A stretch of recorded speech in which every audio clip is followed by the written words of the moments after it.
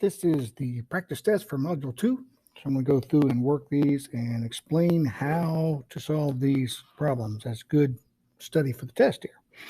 So number 1 says determine whether the graph is the graph of a function. Well, with a graph, it's easy to tell if it's a function or not by using the vertical line test. If you make a vertical line anywhere along there, if it touches the line on the page more than once, it is not a function. But anywhere we move this, see, it only is going to touch that one time anywhere that we follow along there with a straight up and down vertical line. So this is a function, right? It is a function because we see that right there. Determine the domain of the function. Well, this is a fraction.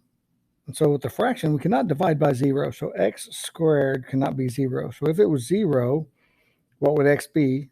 Well, the square root of both sides. X cannot be 0. So all real numbers except 0 is the domain of this function. X can be a negative number, it can be a positive number, it doesn't matter, but it cannot be 0, being that it is in the denominator. Let's look at number 3. Okay, let's find the range of this function. So what are all the possible y's, right? The range is the y's. What all y's could this be? Well, let's see. If x is 0, let's just look at the extremes. Start with 0. 0 minus 2 would be negative 2 squared plus 2. Well, negative 2 squared is negative 2 times negative 2. It's 4. So that means that would be, plus 2 would be equal 6. It means the y would be 6. Well, if we make this a negative number, let's make this like negative 10. Let's go bigger number. Negative 10 minus 2 squared plus 2. Negative 10 minus 2 is negative 12. And when we square that, we're up to 144 plus 2. So that's a lot bigger. Okay. How about if we make this a positive number? Let's look first at 2. 2 minus 2 is 0. So 0 squared is 0 plus 2. Then it's just 2. Can I make it smaller than a 2? Well, if it's 3, 3 minus 2 is 1. 1 squared plus 2 is 3. Now that gets bigger. If I go down to 1, 1 minus 2 is negative 1. Negative 1 squared is 1 plus 2. It gets bigger. It looks like 2 is the smallest it could possibly be because we're squaring it. See, that squared right there means this will never be a negative number. This will never be a negative number because we're squaring it. Any negative multiplied by another negative is going to be a positive, so it's never going to be a negative number. 0 is as small as this number can be, so 2 would be the smallest y. So that's why we have this right here, y is greater than or equal to 2, because I cannot make this equal anything smaller than 2. All right, let's look at this one. Determine the domain of this function. Well, this is a square root function, right? The square root. So we know that we cannot have a negative number under there, or else we're dealing with imaginary numbers, not real numbers. We're trying to get a real domain of this. So this cannot be, it can be 0 though, right? So what would make this 0? 7 plus x equals 0. We subtract 7. So x negative 7. Now the question is, can x be bigger or smaller than negative 7? We know it can equal negative 7 because it would be 0. Well, what if it's, let's see, what would it take? X is negative 7. What if x is negative 6? All right, let's go that direction. 7 plus negative 6. Well, that would be the square root of 1. That's fine. How about when it's negative 8? Let's check that. 7 plus negative 8. That's the square root of negative 1. That doesn't work. So It can be -7. It can be -6. It can be anything bigger than that. It can't go smaller than that. So we're looking at x as everything bigger or equal to -7. Because anything smaller than -7, like -8 or anything smaller, will end up with a negative under the radical. All right, number 5. Determine the intervals on which this function is increasing, decreasing, or constant. Okay, so again, let's take our ruler here just to kind of look at a section of it. As it goes along, as x is getting larger, what's happening here? This is slowly getting larger. The y is slowly going up. All right, it is slowly going up. Not a great amount, but it is going up. And then right here, it goes up real fast, but still it's going up. And then what about over here? Again, it's slowly rising. So everywhere we see this, it's increasing. It's increasing on all real numbers. Increasing on all real numbers. All right, let's look here. Estimate graphically the local maximum and local minimum of this. All right, so we need to graph this. So we're going to, because it tells us to do this graphically. Y equals 4x squared plus 3x plus 2. Okay, so 4x squared plus 3x plus 2. And what do we see? There's a scroll out, and it looks like it's a parabola all the way. So it will not have a maximum anywhere. But as we zoom in, we do see a local minimum. So what's the lowest point on there? It gets down to 1.438 at the bottom. 1.438 is the minimum value. Look at the y, 1.438. So if we look at this, there's not a local maximum. This one says there. Local minimum, it says -0.41.44. We had 1.438, which rounds up to 1.44. And this is at 0, -0.37. That was not the point we were at. We were at this point. So that is our local minimum with no local maximum. Okay, number 7. Determine if the following function is even, odd, or neither. Okay, so the way we do that is we substitute in -x. So we have -9 times -x to the 4th, but in parentheses because we're taking the -x and we're raising it to the 4th power, plus 5 times -x plus 3. Okay, so if this is even, it's going to end up exactly the same. When we simplify this, it's going to end up exactly like that. If it's odd, then it's going to end up exactly the opposite. It's going to be a plus 9x. It's going to be a minus 5x. It's going to be a minus 3. All the signs will change. If it's odd, it'll change. If it's even, it's exactly the same. If it does anything different, it's neither. So let's see. -9 times -x to the 4th. So what is -x to the 4th? You know, that's -x times -x times -x times -x 4 times. So we know it's x to the 4th. So we had a x to the 4th, but is it positive or negative? Negative times a negative is a positive, times another negative is a negative again, because now you get a positive times a negative. So a negative times a negative is a positive. So it's a positive, so it's just the -9 times a positive x to the 4th. What about this? 5 times -x, that's -5x, and the plus 3. So is it the same? This is the same. This is opposite. This is the same. See, that's a neither. It didn't stay exactly the same. It didn't have every term change signs. So it's neither. All right, number 8. If f of x is 3x plus 6 and g of x is 2x squared, find fg of x. Now, these are right next to each other. This is not f of g. This is not substituting g of x and f. This is right next to each other. This means multiply, right? Like when we say 3x, we mean multiply 3 times x. That's the same thing going on here. So we're going to take 3x plus 6 and multiply it by 2x squared, right? That's the two things we're multiplying together.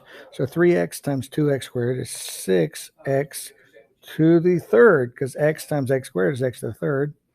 And then 6 times 2x squared is 12x squared. So that's what we end up with. which is right here. That's the only one that has an x to the third anyway. Once we knew this was going to be x to the third, because x squared times x, that's the only answer it could possibly be. Let's look down here. So we have the square root of 3x plus 7 and the square root of 3x minus 7, and we're supposed to add them together. Well, when you have something under the square root and you're going to add it to something else, unless they're exactly the same, if they were exactly the same, let's say they were both 3x plus 7. All right, let's say it's both of them were that. Then when we add two of them together, our answer would be 2 3x plus 7 because we have two of them. But that's not the case. We have a positive and a negative, so all we can choose is this one. There's no way to combine them. We can't simplify them. But if they were both this, then we add them together. There's something we could do. We could say two of them. All right. Moving right along. We're all the way to number 10. Now, this is f of g of x. So what we're doing is, see, this is the parentheses for f. And it says, what are we substituting in? What are we substituting in for x? We're substituting g of x. This is x. We're substituting the g of x in the place of x. So that means we're taking x squared, and instead of x, we're going to put this. X minus 2 is being substituted in for x plus 3. Okay, we just took this x, and instead of putting x, we're substituting this in for that x, because that's what it tells us to do. So simplify this. If we have the square root of something and we square it, that just leaves what's inside. X minus 2 plus 3. So that's x plus 1, because negative 2 plus 3. So it's just that. Because we squared something that was taking the square root. Okay, find f of x and g of x so the function can be described as y equals f of g of x. So if this is f of g of x, that means we had f of x and we substituted a g of x in for it. So what would it be for that to be the finished product? The first thing it says is an x plus 9, and f is the outside. So if we substituted this in for x, would that look like this? Yes, it would. We already know right away it would be that one. We can double check here. If this was just x, that's all that f was. F of x was x. And we substitute this in for that. Would it look like this? No, because this x is not squared. We need to end up with an x squared. And this doesn't multiply by that or anything because this is being substituted in for the x. This has 1 over x. And if we substituted this to be the denominator, it wouldn't look like that for sure. And this, if we substituted 9 in, that would be 4 over 9 squared. That would not be what this is either. So this is the only one that works. Okay, number 12. Find the inverse of the function. So with this as the function, we got to rewrite it as a y, 3x minus 2. And then we take the y and the x right here, and we let them trade places. This goes over there, that goes over here. So after they trade places, then it's x equals 3y minus 2. And now we need to solve it for y once again. So add 2 to move that to the other side. So it's x plus 2 equals 3y. Then we have to divide that by 3 on both sides. So the y equals x plus 2 divided by 3. And this is now the inverse. That's the same as the inverse of the function. So that is this first one right here, which I already had marked. X plus 2 divided by 3. Not any of these others. This is what ends up. Trade places. Let's find the inverse of this one. X to the cube plus 4. So again, write it as y equals. Take these two, trade places. So x equals y to the third plus 4. Subtract 4 from both sides. We're trying to get y by itself. X minus 4 equals y cubed. To get y by itself, we have to take the cubed root So ends up y equals the cubed root of x minus 4. No. Oh, yep, that one right there. Cubed root of x minus 4. Number 14, find the inverse of this function. 6x to the third minus 3. Same process. Trade places. Solve for y. Okay, we got x plus 3 equals 6y to the third power. Okay, 6 is coefficient, so let's divide that to the other side. X plus 3 divided by 6 equals y to the third. So to get y, we have to take the cube root. So y equals the cubed root of x plus 3 over 6. X plus 3 over 6 cubed root. That's the one we're looking for. That's the one we're looking for. Nope, that got the 3 outside. That is a minus 3. All right. Determine if the function is one-to-one. Okay, with a graph. Remember, we determine if it's a function, first off, by using the vertical line test, right? And we see everywhere along there, it only touches the graph of that line once. But for one-to-one, it's a horizontal line test. So we go horizontal.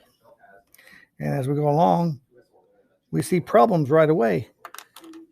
Because when I have a horizontal line, I'm touching the graph in two places.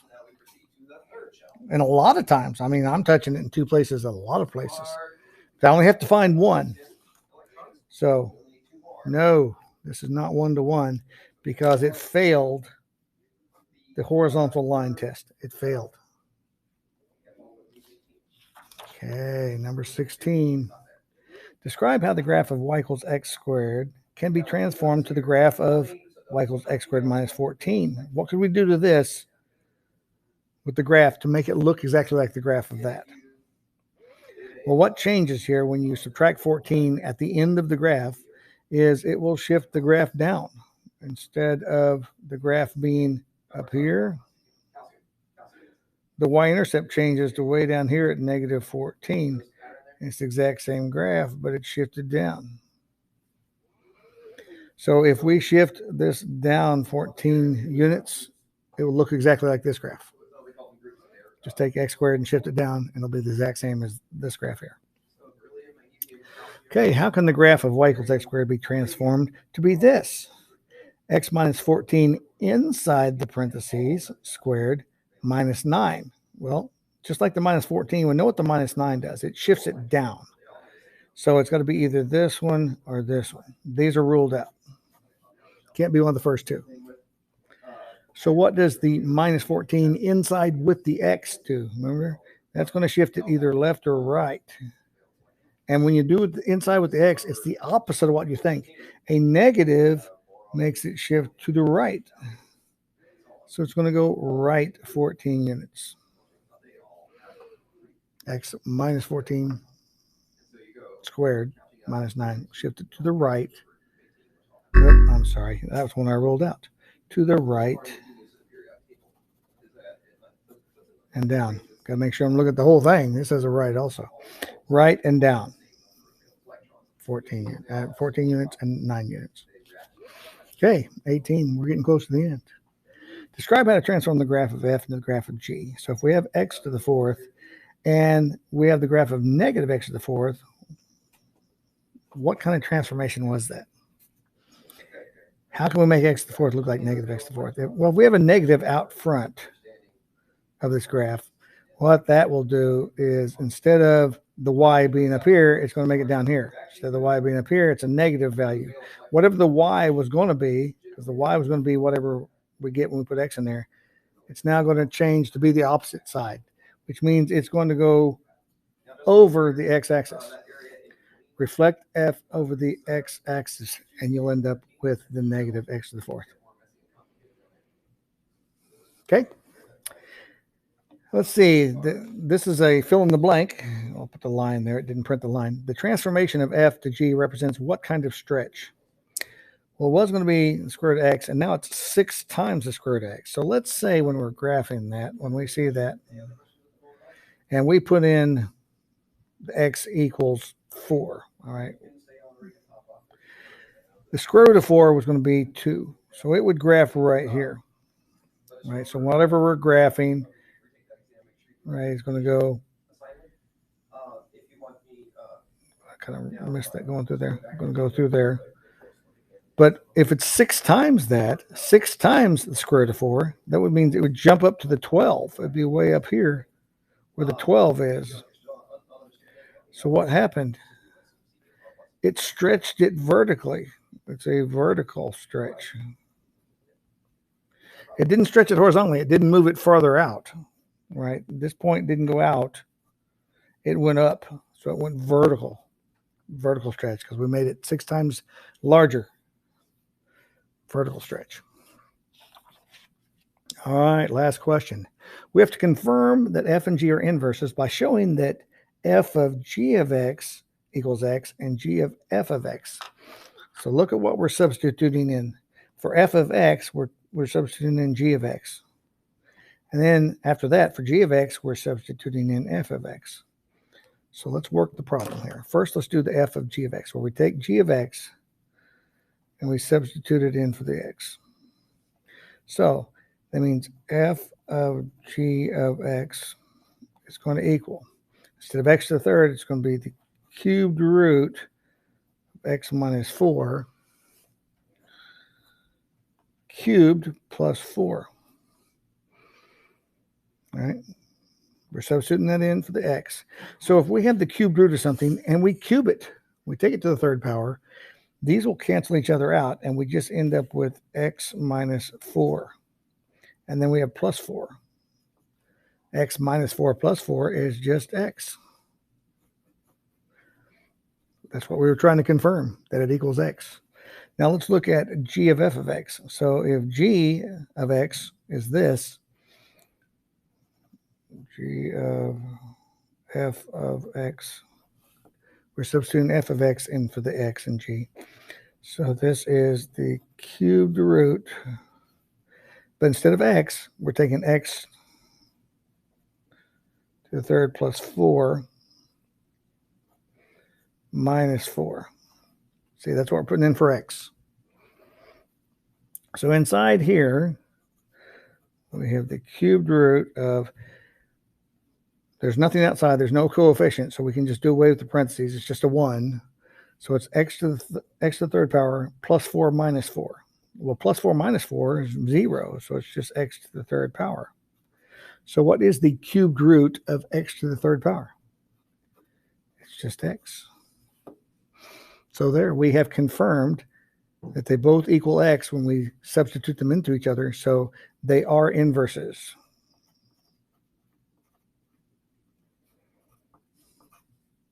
That means if we graph both of these, they will reflect over that y equals x diagonal line. They will reflect over that when we graph, because they are inverses. All right, that is it. If you have questions on that, be sure and email me. Make sure you understand that you can do well in the practice test before you take the test. This is just helping you study by making sure you know how to do it before it counts. So do work where you can be proud of. Let's get out of here. Word to your multiples.